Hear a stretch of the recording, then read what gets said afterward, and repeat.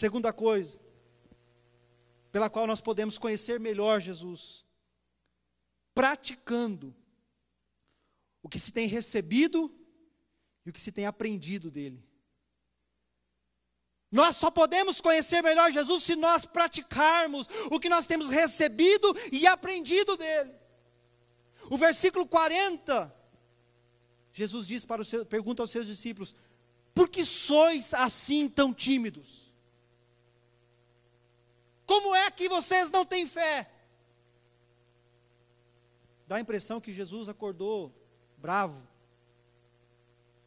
Quando eu estou com muito sono e eu tenho que acordar pela madrugada, eu acordo de mau humor. Eu acordo bravo. Eu não sei como que Jesus era. Mas a verdade é que a Bíblia diz que ele estava cansado e dormia. Então dá a impressão que Jesus acorda bravo. E ele diz para os seus discípulos: por que sois assim tão tímidos? Por que é que vocês ainda não têm fé? Mas do que Jesus estava falando? Se você ler Marcos, no capítulo 3, versículos 13, 14 e 15, diz assim: depois subiu ao monte e chamou os que ele mesmo quis, e vieram para junto dele. Então designou 12 para estarem com ele e para os enviar a pregar, e a exercer a autoridade de expelir demônios. Jesus chamou os discípulos e disse assim: olha, eu estou dando autoridade para vocês pregarem e para vocês repreenderem demônios.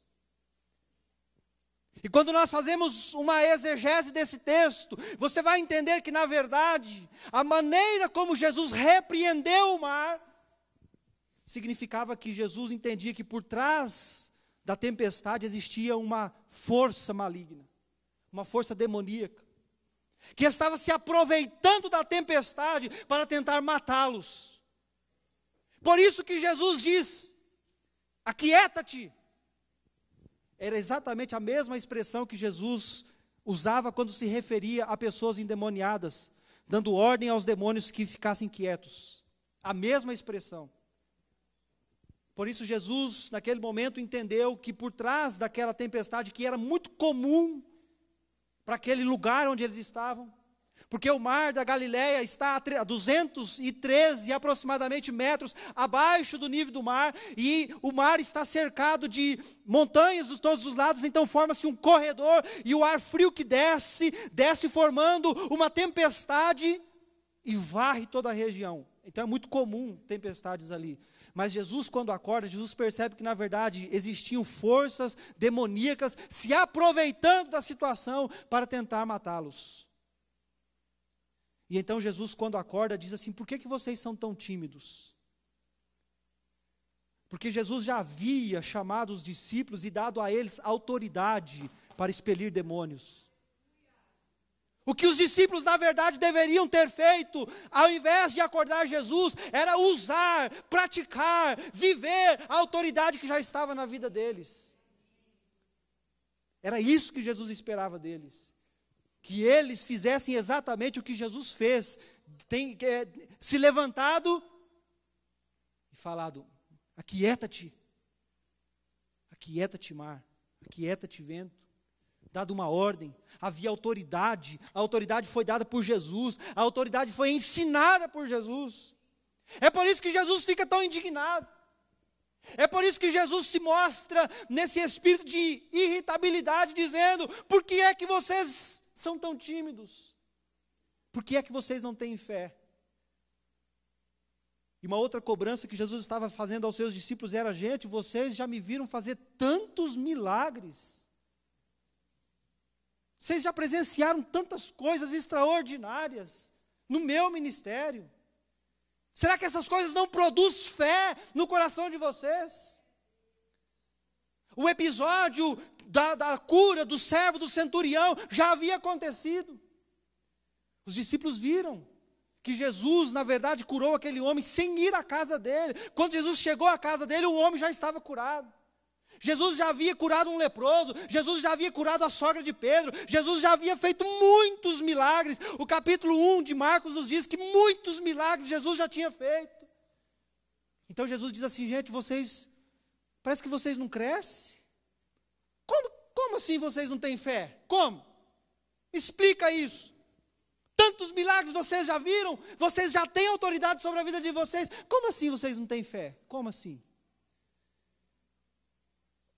Então, irmãos, você só pode dizer que você de fato conhece Jesus, se quando surge uma tempestade na sua vida, você se coloca de pé e diz assim: aqui não, Satanás, você vai sair em nome de Jesus. Quando surge uma enfermidade, quando surge uma provação, quando surge um desafio, você se levanta e diz: em nome de Jesus Cristo eu te repreendo. Se você faz isso, então você conhece Jesus. Porque Jesus disse: eu vos dou autoridade. Não apenas aos discípulos, mas a todos nós. Ele disse que no nome dele nós poderíamos sair por aí pregando, e os sinais seguiriam aos que crescem. Todos nós temos a mesma autoridade de Cristo para agir. Mas a verdade é que muitas vezes nós somos tímidos. E sabe o que significa a expressão timidez aqui? Demonstração de fraqueza. Frouxidão. E aí eu pergunto para você: você é tímido? Porque a timidez é a qualidade de quem vive inseguro, de quem vive tomado pelo medo. Então nós não podemos ser tímidos. Mas a verdade, irmãos, é que basta nós vivermos uma situação de provação e a gente corre em alguém que pode orar por nós. E a gente já liga para aquela pessoa que pode orar por nós. E a gente já diz assim: se o pastor estivesse aqui agora. Não. O sumo pastor da sua vida está com você. E ele tem te dado autoridade. E ele quer que você exerça a autoridade. Você é a autoridade constituída de Deus na sua casa para repreender o mal, para designar a bênção de Deus sobre a sua família. Você é um instrumento de Deus poderoso para fazer com que a graça de Deus se multiplique na sua casa.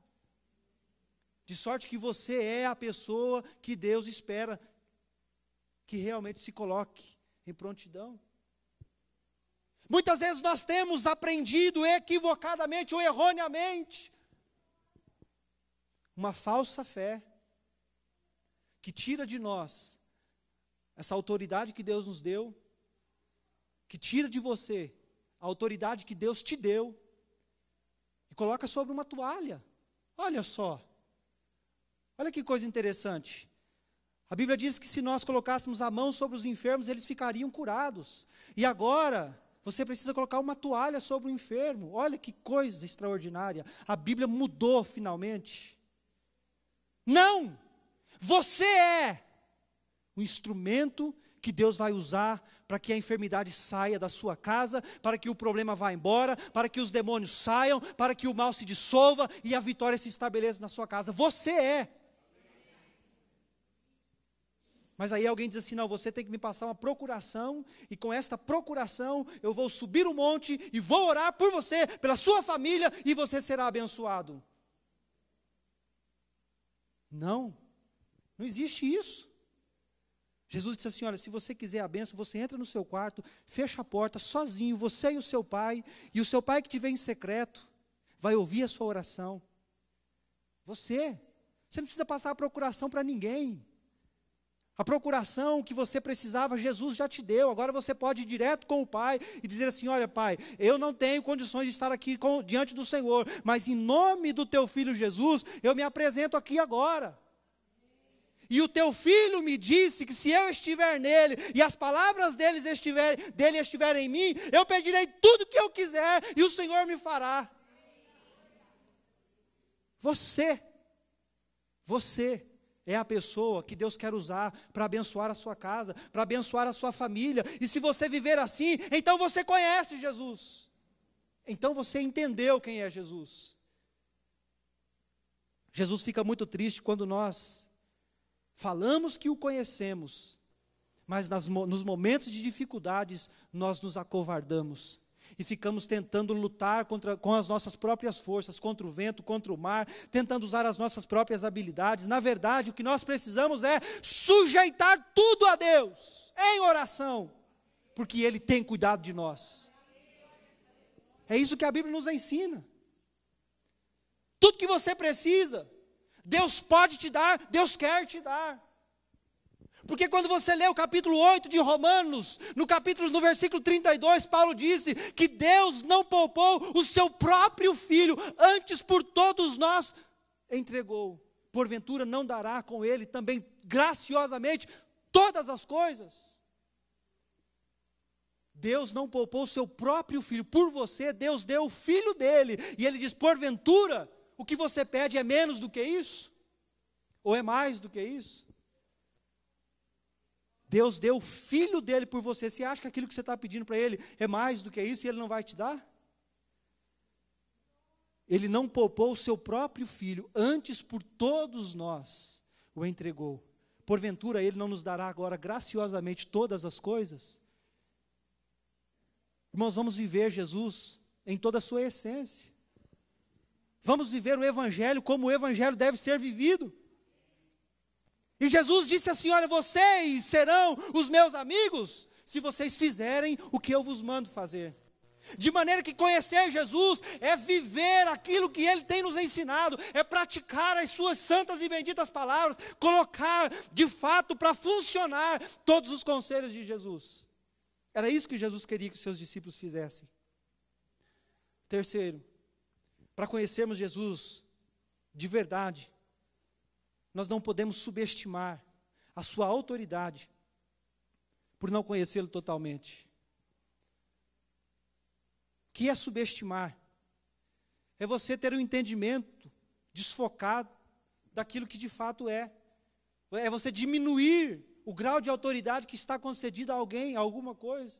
É você não acreditar que em determinadas ocasiões aquilo será de fato possível de te ajudar. Isso é subestimar. É você dizer assim, olha, em algumas situações eu consigo crer, em outras eu já não consigo tanto. Isso é subestimar o poder de Deus. E então a Bíblia diz no versículo 41, que eles, possuídos de grande temor, diziam um ao outro, quem é este que até o vento e o mar lhe obedecem? Os discípulos de Jesus já haviam conhecido muitos milagres. Um homem que tinha a mão ressequida já havia recebido a sua bênção. Jesus já havia curado e expelido muitos demônios. Os discípulos já sabiam que realmente Jesus era poderoso.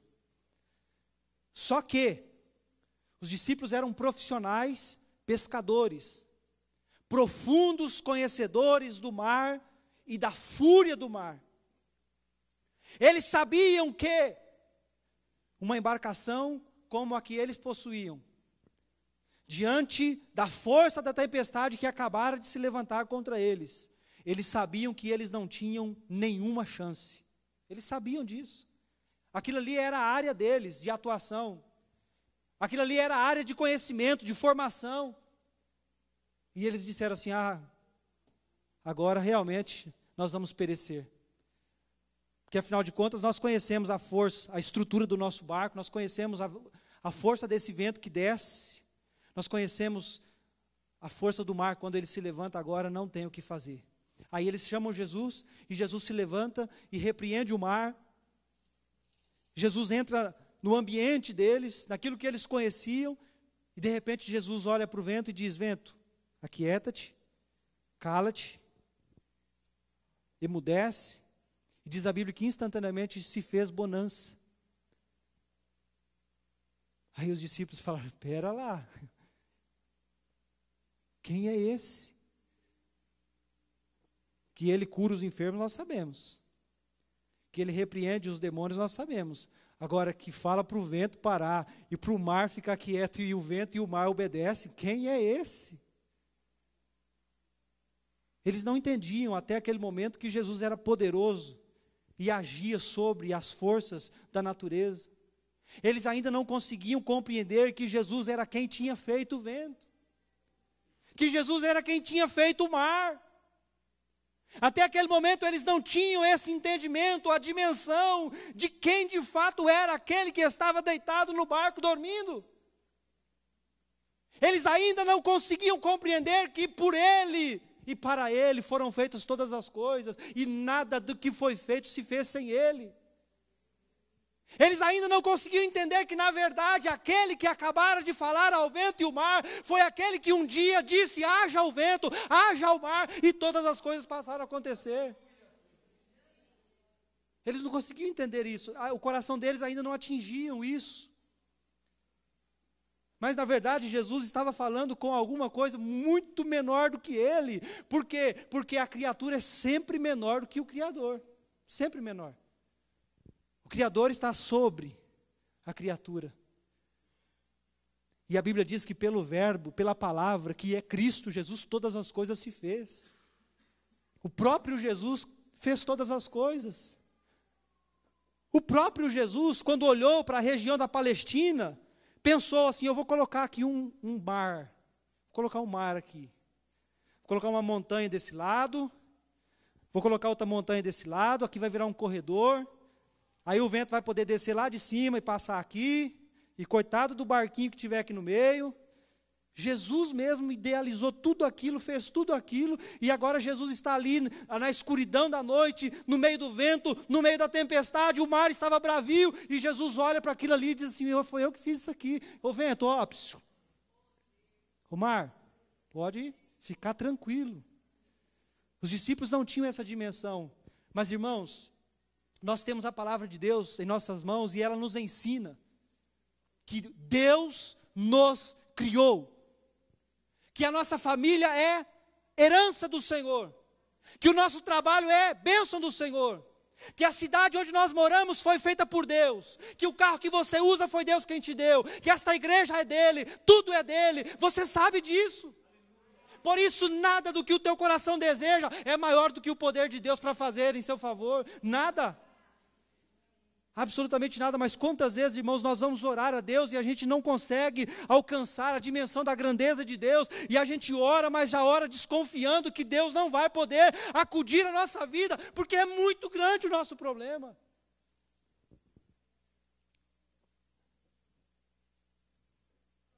Mas um Deus que tem o mundo nas palmas de suas mãos, não é nada para Ele. Aí você começa a olhar para a ciência diz: existe bilhões de estrelas, bilhões de planetas, bilhões disso, bilhões daquilo, e Deus diz assim: tudo isso, mas está aqui, ó, na palma das minhas mãos. A sua vida está nas palmas das mãos do seu Deus. De maneira, irmãos, que se você tem essa dimensão, por que o espanto? Por que o espanto quando o mar se revolta contra a sua vida? Por que o espanto quando o vento vem? Por que o espanto? Simplesmente descansa o teu coração nele, porque ele fez a sua vida, ele cuida de você. Por isso, irmãos, é muito precipitado quando a gente diz assim: eu conheço Jesus. É muito precipitado, porque conhecer Jesus de fato é muito mais glorioso do que nós de fato conhecemos. E por mais que você conheça Jesus, você ainda tem muito para conhecer dele. A verdade é que nós estamos vivendo na superficialidade da nossa fé, nós não estamos aprofundando, e Deus quer que nós venhamos mergulhar nele, Deus quer que nós venhamos conhecê-lo de fato. Quanto mais você conhecer a Deus, mais você vai se apaixonar por ele. Por isso, irmãos, não subestime o poder de Deus, não subestime. Deus sempre pode te surpreender, e como é maravilhoso quando Deus te surpreende. Como é gostoso quando você pode dizer assim: quem é este que eu achei que era grande, mas agora eu estou vendo que é muito mais grande, muito maior do que tudo que eu pensei. Você consegue entender por que o apóstolo Paulo diz que Deus é poderoso para fazer infinitamente mais do que tudo que pedimos ou pensamos, segundo o seu poder que em nós opera? Você está entendendo por que ele disse isso?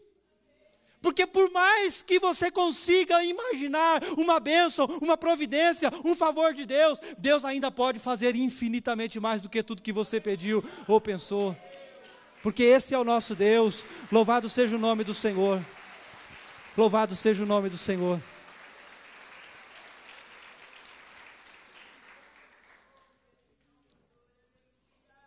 Esse é o seu Deus. É o seu Jesus. E sabe o que é mais gostoso, irmãos? É saber que esse Jesus veio conosco para a igreja, e quando você despedir do seu irmão, Jesus vai falar para você: já vai? Então vamos. E ele vai com você para a sua casa. É isso que é gostoso. Eu conheço uma experiência, não sei se é verdadeiro ou não, porque não foi a pessoa que viveu que disse, mas conta então essa história que um homem, um irmão, comprou um carro e ele nunca deixou ninguém sentar no banco do carona do lado dele. Diz que todo mundo que entrava no carro, ele diz, banco de trás, meu carro só carrega 3 aqui atrás. Aí perguntaram, mas por quê? Ele disse assim, porque esse banco aqui, não, esse banco aqui está ocupado o tempo todo, esse banco é de Jesus. Ele diz, aqui não pode sentar ninguém, porque onde Jesus vai? Jesus tem que ir aqui, do meu lado. Ele falou que ele está comigo todos os dias, então, esse banco é dele. E aí um dia esse irmão estava chegando em um determinado lugar e um ladrão veio para tomá-lo em assalto. E de repente esse ladrão, ao invés de assaltá-lo, caiu de joelhos chorando. E esse irmão saiu e disse assim, o que foi? Ele disse assim, eu ia te assaltar, mas eu não contava com esse homem aí dentro aí do carro. E o irmão estava sozinho. Mas o ladrão viu que no banco do carona tinha alguém ali, e esta pessoa que estava ali tocou o coração dele, e disse, eu não posso te assaltar. E ele disse assim, é claro, é Jesus, rapaz, ele anda comigo o tempo todo. O que você pensou? Você pensou que você ia me encontrar sozinho por aí? Irmãos, quantas vezes nós nos sentimos sozinhos? Quantas vezes? Quantas vezes o nosso coração acha assim, agora Deus me abandonou, e agora o que eu faço da minha vida? Que nada. Se você é fiel, se você tem uma vida que agrada o coração de Jesus, você pode ter certeza que Jesus está do seu lado, o tempo todo, em todos os momentos da sua vida. E Ele vai ficar até a consumação dos séculos, do seu lado. Não diminua o Jesus que um dia você levantou a sua mão recebendo como teu Salvador. Não diminua. Existe uma passagem na Bíblia que é muito interessante. Jesus estava no poço de Jacó, e aí chega uma mulher samaritana e pede a Jesus água, e Jesus disse assim, mulher, se conheceras o dom de Deus, e quem é o que te pede, dá-me de beber, tu lhe pediria, e ele te daria água viva. Jesus disse assim, mulher, se você soubesse com quem que você está falando, você pediria água viva, e Ele te daria água viva. Irmãos, quantas vezes nós estamos conversando com Jesus e a gente não tem a dimensão de quem Ele é.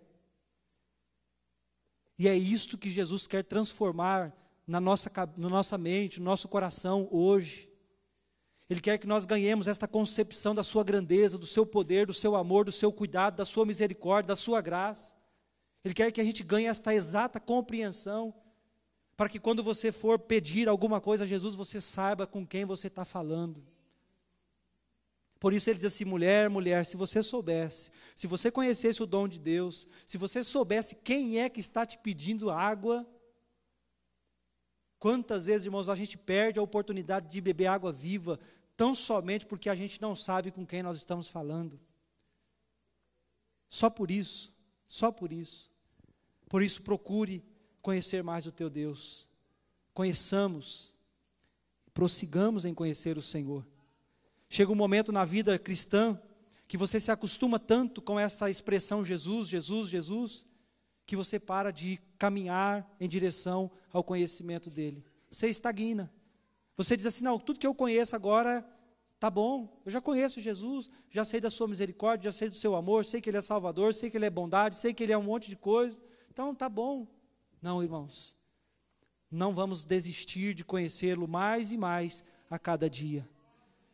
É por isso que o mundo vive frustrado e decepcionado, porque andam com um Jesus pendurado no peito, mas não procuram conhecer o verdadeiro Jesus. Como dói o nosso coração quando a gente vê pessoas, multidões, carregando um Jesus na rua, levando de um lado para o outro, sem saber que na verdade o verdadeiro Jesus é aquele que os carregaria, ao invés das pessoas estarem carregando. Jesus não precisa que ninguém o ajude, Ele é infinitamente poderoso para te abençoar. Se você tem alguma petição, faça a Jesus, faça a Ele. Você não precisa da mãe de Jesus para receber qualquer favor dele. Jesus é infinitamente mais do que tudo que você pensa, tudo que você conhece. Quantas vezes as pessoas, ao invés de pedir para Ele, colocam Pedro, João, Benedito, Expedito, Maria, Aparecida e tantas outras coisas no lugar daquele que é todo-poderoso. Não vamos subestimá-lo. Não vamos subestimá-lo. Ele é poderoso e ponto. Isso basta para as nossas vidas. Basta para a nossa salvação, basta para o nosso socorro, basta para a nossa paz, basta para a nossa alegria, basta para o nosso lar, basta para o nosso trabalho. Jesus basta. Ele basta para as nossas vidas. Louvado seja o nome do Senhor.